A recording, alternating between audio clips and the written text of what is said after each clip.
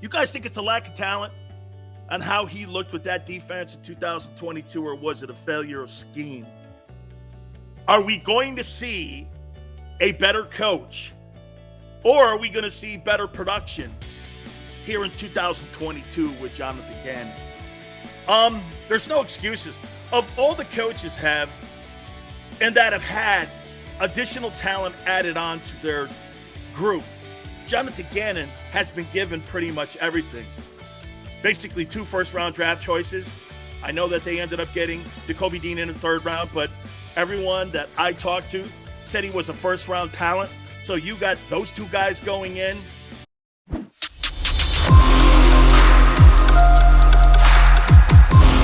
And I don't know about you, but the news around the National Football League, it never dies. It never goes away. They have, without a doubt, Barrett Brooks and I talked about this a couple months ago. They have cornered the market when it comes to putting storylines out there Monday through Friday. They have done a spectacular job at staying on the front page when they don't have football. Free agency, the draft, the combines. Now they're going to start airing more of the inner practices and the controlled scrimmages now that you're going to see on the NFL Network, which is great. I love the access. I think the talent on the NFL Network stinks, but the access that the NFL Network has is spectacular. They're there on pro days. They have all the camps covered. Again, the NFL owns it, so they're going to have priority when it comes to the coverage of their league and also the content that's going to be on that network. But you're never going to see anybody razzled in any way whatsoever, okay? Nobody's going to – you're never, ever going to, see any controversy being thrown around on the NFL Network. Yeah, Xander says there's a few good talents, but they made a mistake letting Kay Adams go. She's a star. You know what's funny? Xander, you go back in my timeline talking to Kay. I said the same thing. She's a star, man. She is. She was a star. The only reason to watch that morning show that they had was because of her. I thought she did a great job. She's smoking and talented. Ask Fox. That's their priorities. Smoking and really great broadcasters. That's what they have on Fox News. All the women that are on that network are spectacular talents and smoking. Hard to get that. You love that in talent. I don't care sometimes. I mean, Emily is spectacular when she's on that show in the morning on Fox News. Anyway, let me get into this here. Like I was saying, man, we are so close now to rent being due in September. July camps are right around the corner here. Man, I cannot wait to see how this is all going to be paid off here. You know, we're going to hit on, I have ranked the best defensive players in the NFC. We're going to hit on that today. I'm going to hit on Jonathan Gannon here in a second. And also, too, Shane Steichen, the offensive coordinator of the Eagles. I want to talk about him here. But first, let me say this to you about Jonathan Gannon and what kind of year he's going to have. Let me ask you something here. You think it was a lack of talent in 2022? Or was it failure of scheme that made us have question marks about his approach when it came to him being the defensive coordinator of the team? Could it be a little of both? First year DC, very young guy. By the way, don't forget, he interviewed for both the Dolphin job and the Texans job. He has what people are looking for in these modern day NFL head coaches. Hey, when someone told me Kevin Stefanski was going to be the new Cleveland Browns head coach, I'm like, Kevin who? Or when Brandon Staley got the job in Los Angeles with the Chargers, I was like, who? When Nick Sirianni got the job in Philadelphia, I was like, who? Who are these guys? So Jonathan Gannon kind of goes down the same road and path that Sean McDermott's been on. They love these organizers. They love these modern-day type CEO guys. I think that's one of the reasons why that Nick Sirianni's passed over his play calling duties, because he's got to be more like like McDermott in Buffalo. Okay? Got to be more like McDermott in Buffalo. Schittston? I don't know, man. Okay? Hey, all I know is I'm going to make a point to you about this guy here in a second here. GG, appreciate it. Guys, please do me a favor and hit the like button. All right. You guys think it's a lack of talent on how he looked with that defense in 2022, or was it a failure of scheme? Are we going to see a better coach, or are we going to see better production here in 2022 with Jonathan Gannon? There's no excuses. Of all the coaches that have had additional talent added on to their group, Jonathan Gannon has been given pretty much everything. Basically 2 first-round draft choices. I know that they ended up getting Jacoby Dean in the 3rd round, but everyone that I talked to said he was a first-round talent. So you got those 2 guys going in. You added Hassan Reddick. You added James Bradbury. You've added the kid Kaiser White that they got from the Chargers. They have upgraded the talent level on that side of the football immensely. Okay? Immensely. I personally don't know what it was. I'll say this to you. It's one thing to have people on paper tell us how good they are. It's another thing for them to go out and produce.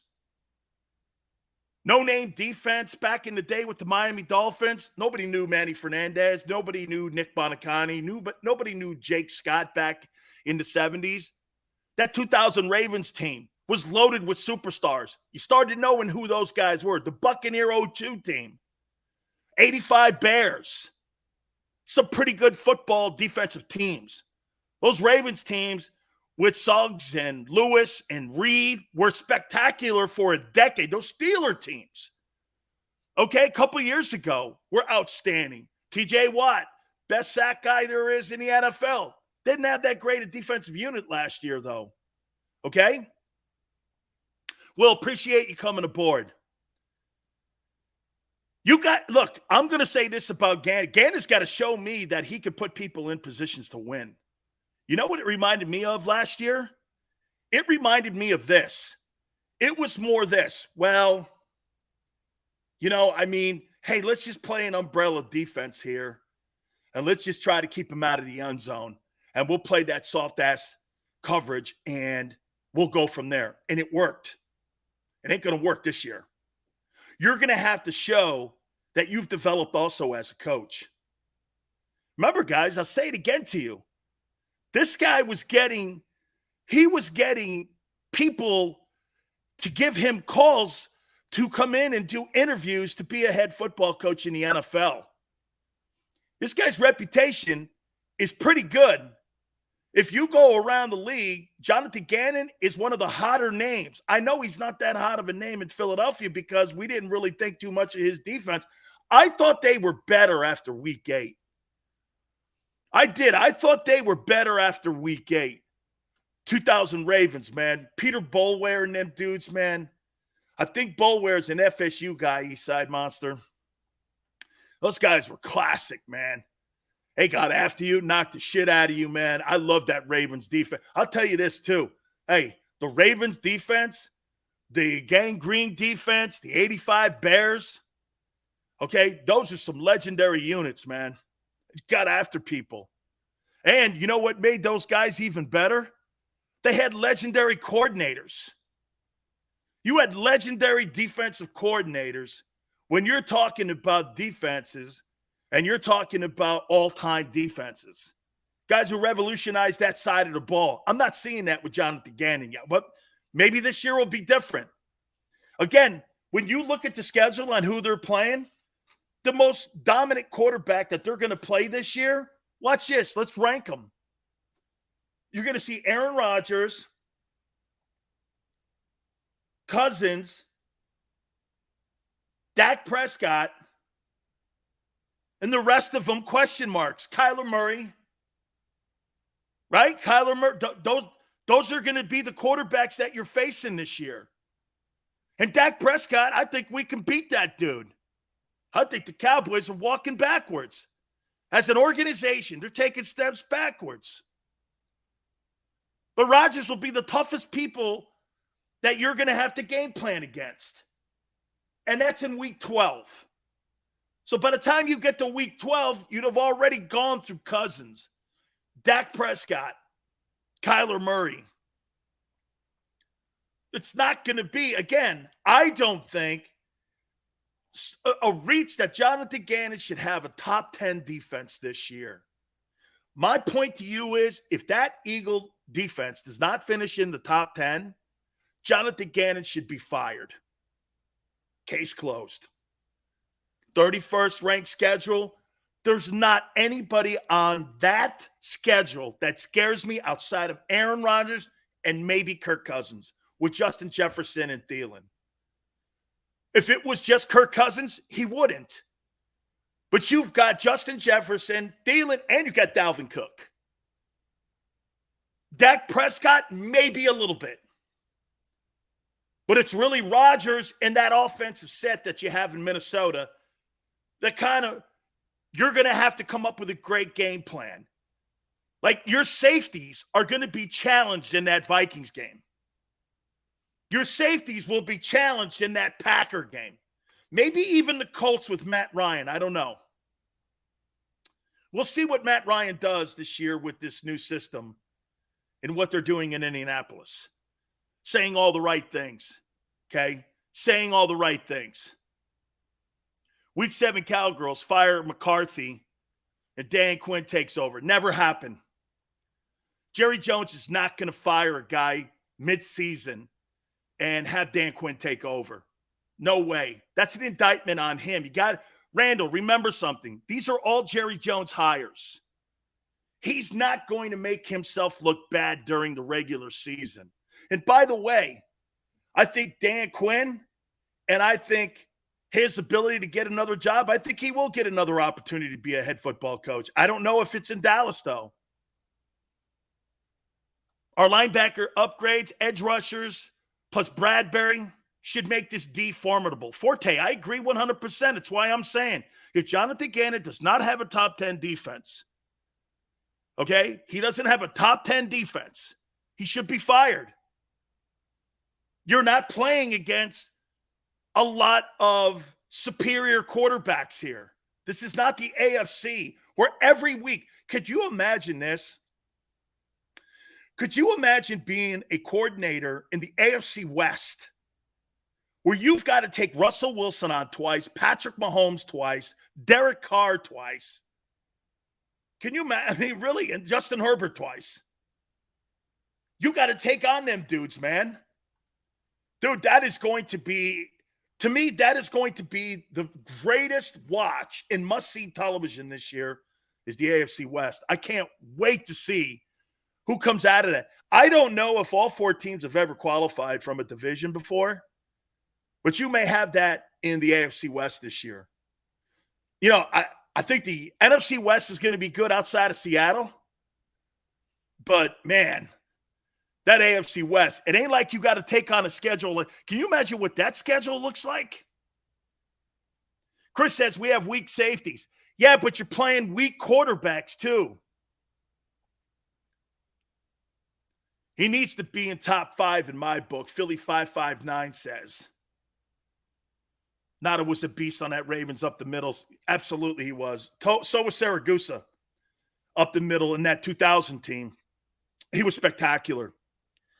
That defense has to, in my opinion, they have to finish in the top 10 at minimum for Jonathan Gannon to keep his job. And quite frankly, you know why it's also important? You're still developing a quarterback. There's going to be a shit ton of 3-and-outs.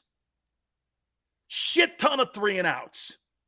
Okay? Early on in the process, as you try to transform your team from a running attack where you're dominating on the run and trying to create a passing attack. It's going to be a lot of 3-and-outs. You got to have a defense on that other side of the football to stop that stuff. Remember the Chip Kelly days?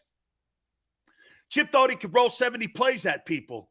Yeah, you wore your defense out. You put them on the IR doing that. Can't have that. You have to have sustained drives in the NFL. Third and short, constantly.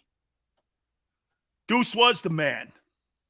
Okay. Hey, I want to do something here before we get into the head coach passing down his play calling. And I want to ask you if you find that to be organizationally for a reason, or do you think it's done because he's the best choice to be the play caller? They really had a great second half, and the OC, okay, really did a great job. I'm going to get to that here in a minute, but I want to do something here. The best defensive players in the NFC East are who?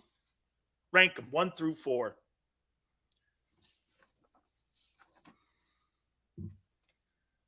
Best defensive players in the NFC East are who? I'm going to give you mine here. Number 4, Darius Slay.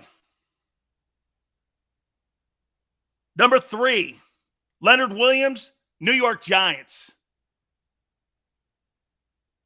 Number 2, Chase Young, Washington Commanders. Number 1 is Micah Parsons. Those are your top 4 defensive players in the NFC East. Darius Slay 4, Leonard Williams, kid from Southern Cal. I think he was a Jet at first, too. Chase Young, Ohio State, Washington, and Micah Parsons. That's some pretty good football players right there. Some pretty good football players.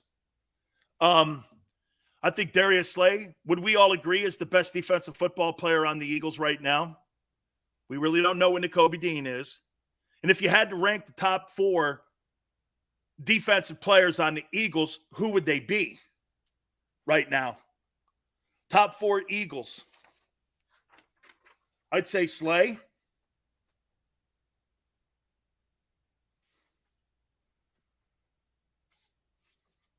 Who would be 2? You think Reddick? Agree. Number 3.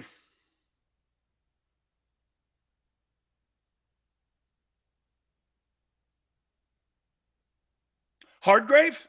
I think Hardgrave. Hardgrave's better than Fletcher Cox right now. He's a better player. No shade, just a better player. Then I would probably put Fletcher 4. You put Brandon Graham? Smile? Really? Coming off an injury? I'm going to say Slay, Reddick, Hardgrave, and Fletcher. Obviously, that could change with the new additions with Kaiser White and also with Nakobe Dean and Jordan Davis. It's a good group. It's a solid group. And to circle back again to Gannon, there is no excuses. If I see some of that stuff that we saw last year, okay, unspoken words, how can you call him one of the best players on your defense when you've never seen him in an Eagle uniform yet? I hate that kind of take. He's never played it down for you yet. You have no clue. At least with Reddick, he's a double-digit sack guy on 2 different franchises, Carolina and Arizona. Do you know how hard that is? To be a double-digit sack. Do you know, and I've said this before to you, do you know that Clowney has never had a double-digit sack year in his entire career? And Reddick's got 2 on 2 different teams. Jadeveon Clowney is one of the most overrated guys in the history of the draft. He's a fine player. Not great, but he was a fine player. Reddick is so proven. Okay? Reddick has double-digit sacks, like I said. 2 different schemes. 2 different franchises. Unbelievable. You know, you could probably You could probably have a handful of guys that have ever done that have had double-digit sacks in a season for two different teams. That doesn't happen, man. I would say Haley, Cowboys, Reggie, Packers, Eagles, guys like that we're talking about. You just don't put up double-digit sacks. It's not as easy as you think, man.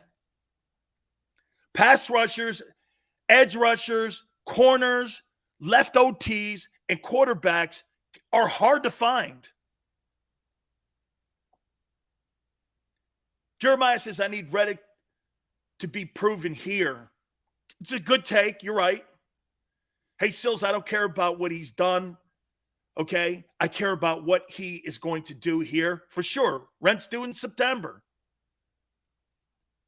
You're so right, Sills. Gannon has no excuses. Greg, there is, of all the coaches, Sirianni, the offensive coordinator, the defensive coordinator, Greg, he's under the most pressure because he's been given the most resources.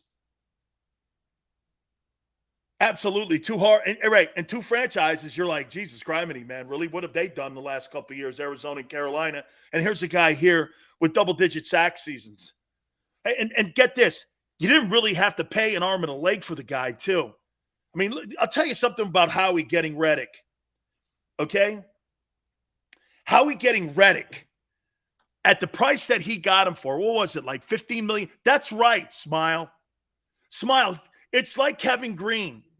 Hassan Reddick is like Kevin Green. Absolutely. He is a lot like Kevin Green. I would say that. Yeah, absolutely. Clowney's still living off his college highlights. No, Randall. Highlight. When he killed the kid at Michigan in the Outback Bowl. Living off that highlight.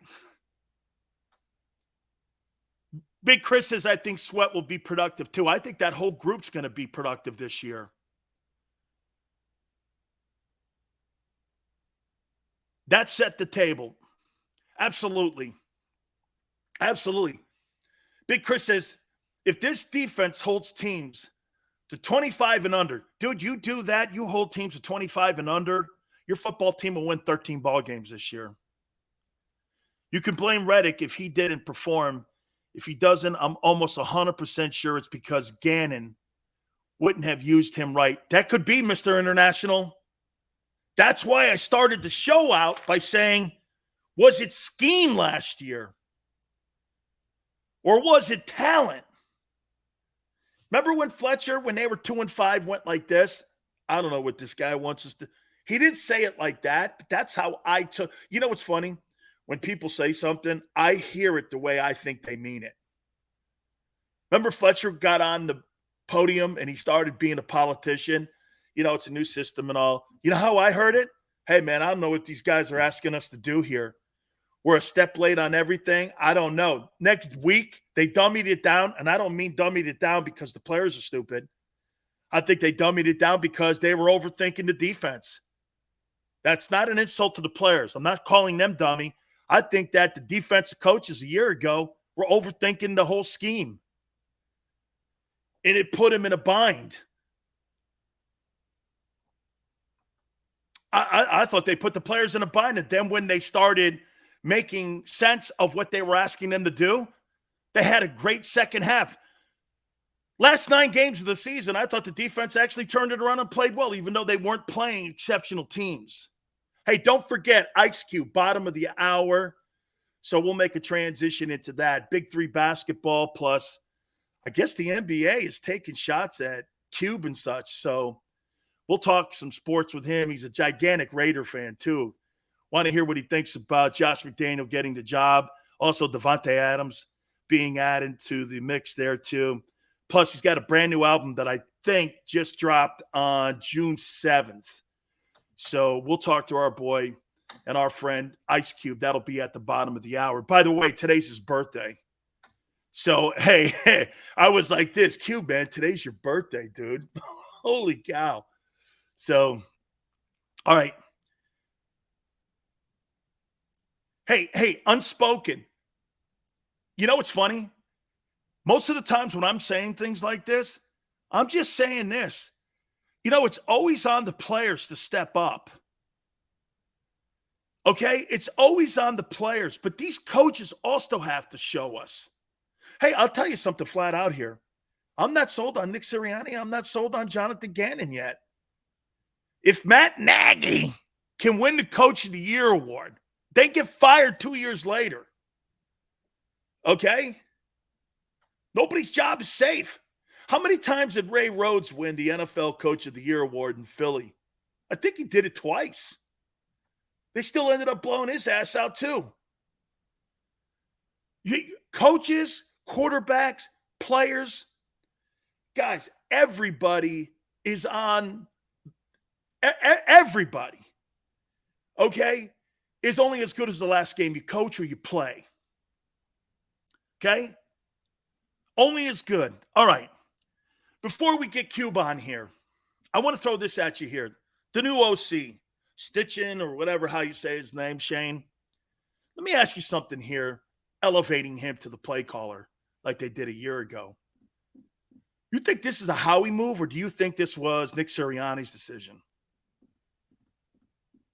Do you think it was Nick going to Howie?